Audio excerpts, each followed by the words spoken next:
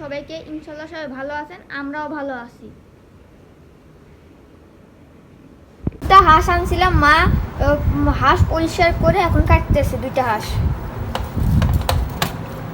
এই যে এখানে একটা হাঁস এখন এখন কাটবে, আর একটা হাঁস কাটা হয়ে গেছে।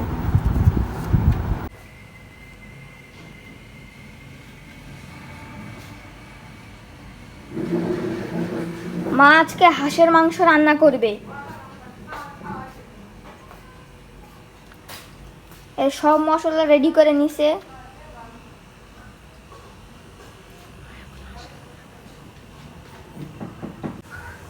এখন আমি হাঁসের মাংস রান্না করব। কড়াই এই যে গ্যাসের চুলায় দিচ্ছি, কড়াই গরম হয়েছে, তেল দিয়ে দিচ্ছি।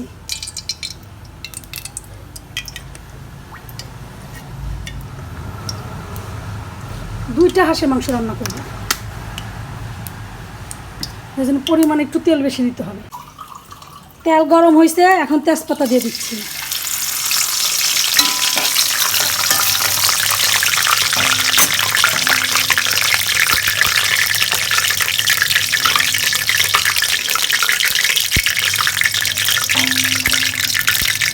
গোটা মশলা দিয়ে দিতেছি।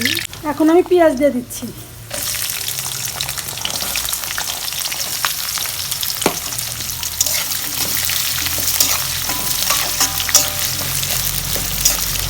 তেজপাতা গোটা মশলা একটু গরম করে নিলাম, নেওয়ার পরে এখন আবার পেঁয়াজ দিয়ে দিলাম। পেঁয়াজটা তাড়াতাড়ি ভাজার জন্য অল্প একটু লবণ দেবো আমি।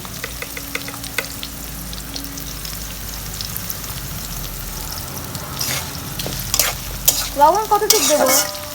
লবণ তো লাগবে, আরও দেবো পরে। আর এই পেঁয়াজটা একটু আর কতটুকু পরিমাণে দেবো? মানে অল্প পরিমাণ, যেরকম পেঁয়াজ সেরকম। পেঁয়াজটা তাড়াতাড়ি ভাজা হয়, একটু লবণ দিলে না। রসুন দিয়ে দিচ্ছি।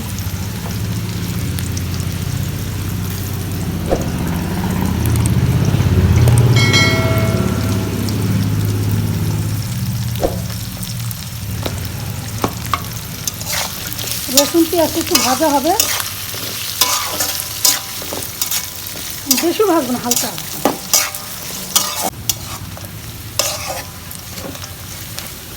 পেঁয়াজটা ভাজা হয়েছে, এখন আমি এই যে আদা বাটা রসুন বাটা দেবো। এই যে আদা বাটা 2 হাঁসের জন্য তো পরিমাণ মতো। রসুন বাটা,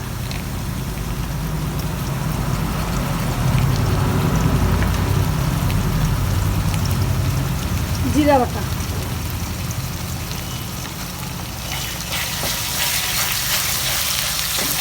আদা রসুন জিরাটা একটু ভেজে নিতেছি, গন্ধটা যেন না থাকে। গন্ধটা যেন চলে যায়, তারপরে গুঁড়া মশলা দেবো।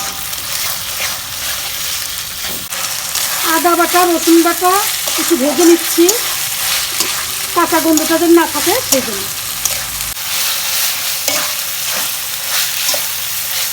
আদা বাটা রসুন বাটাটা ভাজা হয়েছে, এখন আমি সব কিছু পরিমাণ মতো দিয়ে দিচ্ছি। লবণ, হলুদ,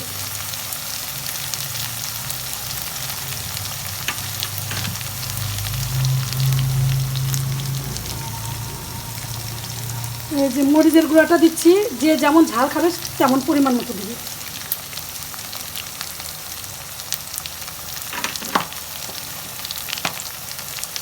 ধনিয়ার গুঁড়া, সব মশলা সব কিছুতে পরিমাণ মতো দিতে হবে।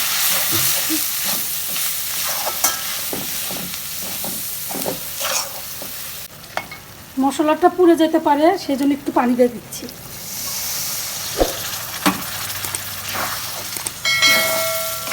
এখন আমি মশলাটা কষাবো। মা এখন ঢাকনাতে ঢেকে দিছে মশলাটা কষানোর জন্য।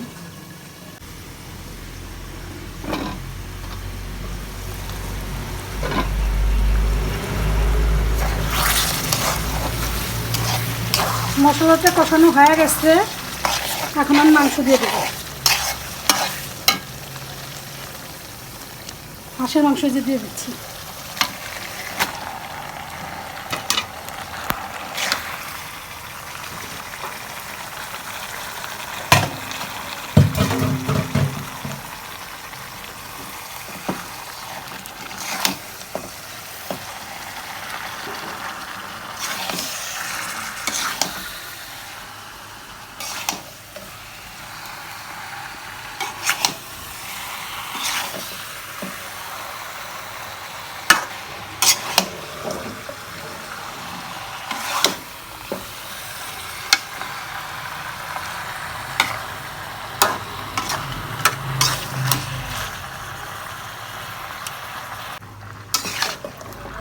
এখন আমি মাংসটা কষায় নেব।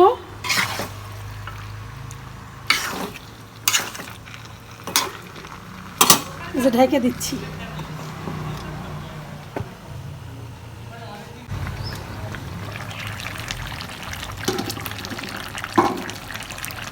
মা হাঁসের মাংস কি কষানো হয়ে গেছে? না, আর একটু কষাবো।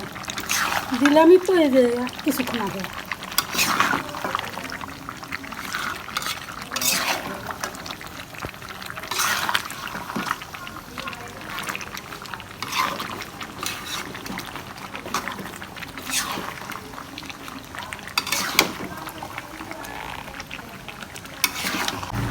কষানো কেমন হয়েছে? আর একটু হবে বাবা, হাঁসের মাংসটা কষানো ভালো হলে সেটা টেস্ট হয় বেশি। এই যে হাঁসের মাংস এই যে কষাতে কষাতে আস্তে আস্তে কালো কালো হয়ে আসতেছে। কষানো হয়ে গেছে এখন? হ্যাঁ, এই যে কষানো হয়ে গেছে, কষানো হয়েছে। এখন এই যে পানি দিয়ে দিচ্ছি।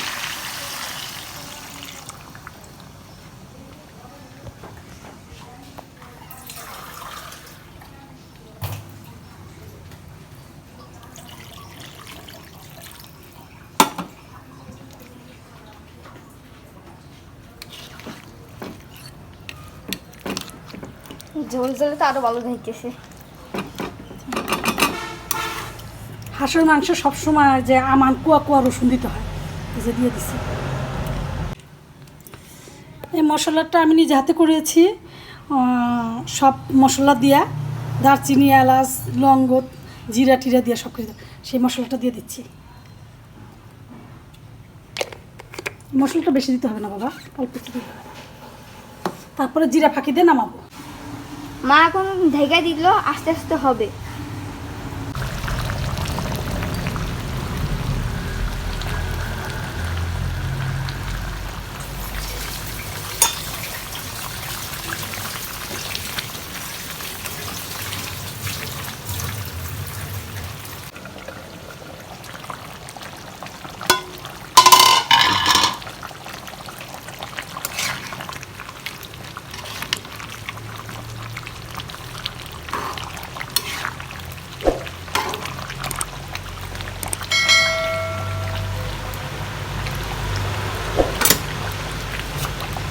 মাংস হয়ে গেছে, এখন আমি জিরা ফাঁকি দিয়ে নামাবো। জিরা বাটা দিচ্ছি, তারপরে মানে নিজে হাতে করা একটা মশলা সেটাও দিচ্ছি। এখন আমি জিরা ফাঁকি দিচ্ছি।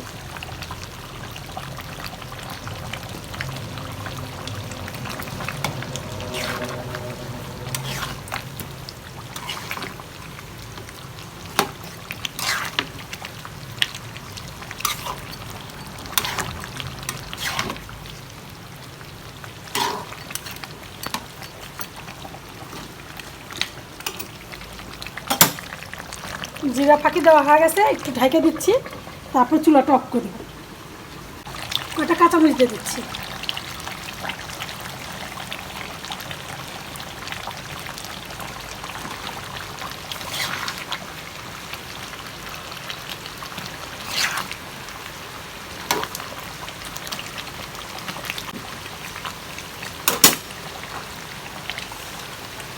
এখন আমি চুলাটা অফ করে দিচ্ছি, হয়ে গেছে।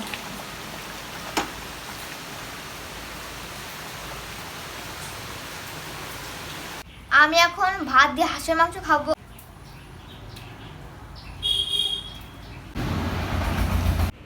শুভ সন্ধ্যা। আতপ চালের গুঁড়া দিয়ে মা আমাকে চাপড়ি ভেজে দিতেছে।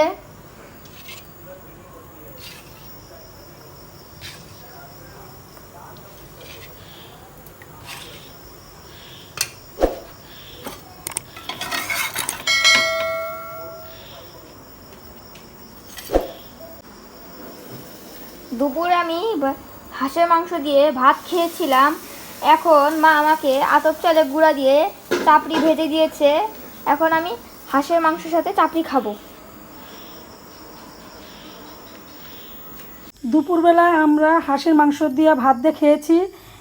এখন আতপ চালের গুঁড়া দিয়ে চাপড়ি ভেজে দিছি, হাঁসের মাংস দিয়ে সবাই খাবো।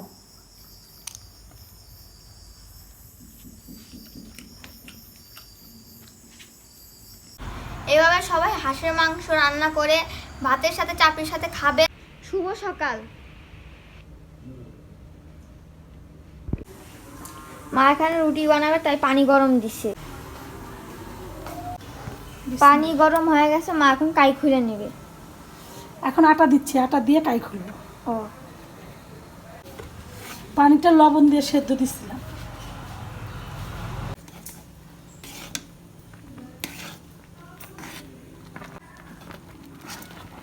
মা যে এখানে রুটি বানাবে আর আমি রুটি দিয়ে হাঁসের মাংস খাবো। মা এখানে রুটি বেলে নিয়ে ভাজতেছে।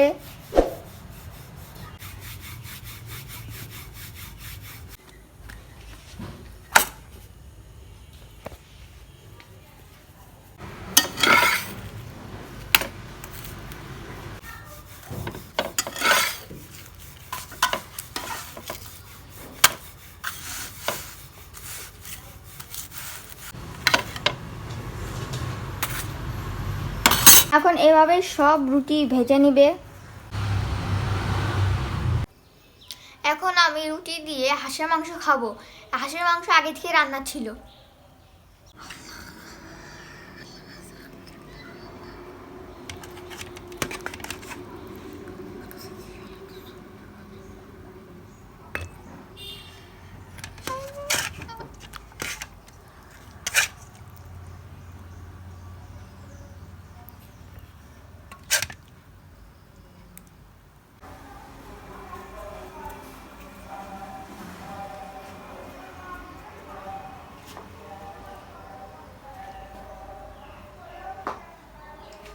হাঁসের মাংস ভাত দিয়ে খেতেও মজা, তারপরে চাপড়ি দিয়েও খেতে মজা, আবার এই যে রুটি দিয়েও খেতে মজা।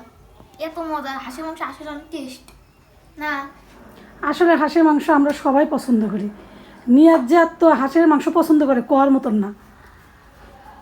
ঢাকায় যখন ছিলাম তখন ওর আম্মি, মানে আমার মেয়ে বোন, ও অনেক হাঁস কিনতো। সবসময় হাঁস কিনলে আমাদেরকে দুইটা একটা করে হাঁস দিত। নিয়াজ এবং নিয়াজের বাবা দুইজনেই হাঁসের মাংস খুব পছন্দ করে। আর আমাদের ফ্যামিলির সবাই হাঁসের মাংস পছন্দ করে, বুঝছো নিয়াজ? হ্যাঁ।